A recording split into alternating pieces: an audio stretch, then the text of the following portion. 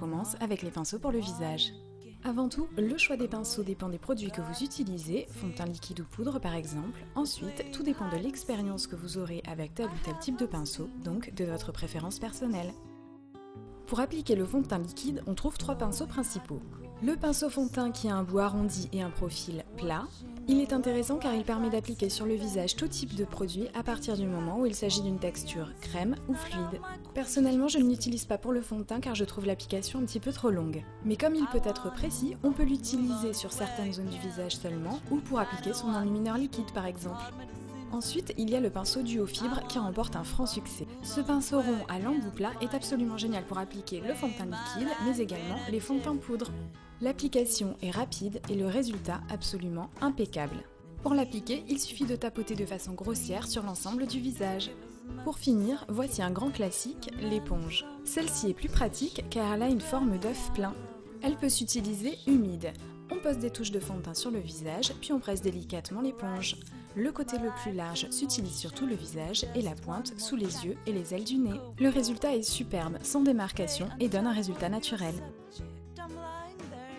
Pour appliquer l'anti-cerne et le correcteur, le pinceau anti-cerne existe dans plusieurs tailles. C'est en fait une réplique du pinceau fond de teint plat en plus petit et moins dense. On peut l'utiliser pour tout produit à la matière fluide ou crème. Utilisez un pinceau large si vous avez des zones plus importantes à corriger, comme le contour de la bouche ou le menton par exemple. Un pinceau plus petit sera forcément plus précis et peut être plus pratique pour appliquer votre anti-cerne et se loger au niveau du coin interne de l'œil. Enfin, si vous avez des petites imperfections à camoufler, vous pouvez parfaitement utiliser un pinceau eyeliner. Pour appliquer le fond de teint poudre, ce pinceau est le plus classique. Il est large, dense et à l'embout rond. De cette façon, il passe rapidement sur l'ensemble du visage. Ce pinceau kabuki japonais est moins courant mais exceptionnel. Il est très doux et permet une excellente application de la poudre, que ce soit d'un fond de teint ou d'un bronzer, et même d'un fond de teint liquide. Enfin, vous connaissez tout le pinceau kabuki classique qui est sans manche et très dense. Vous pouvez également l'utiliser pour balayer les excédents de poudre sous les yeux ou le visage. Si vous souhaitez que votre fond de teint poudre vous apporte plus de couvrance, je vous suggère d'utiliser une houppette. Comme elle n'est pas des plus évidentes à nettoyer, je préfère utiliser un coton qui sera plus hygiénique. Pour appliquer le blush, vous pouvez utiliser un pinceau blush classique ou un biseauté.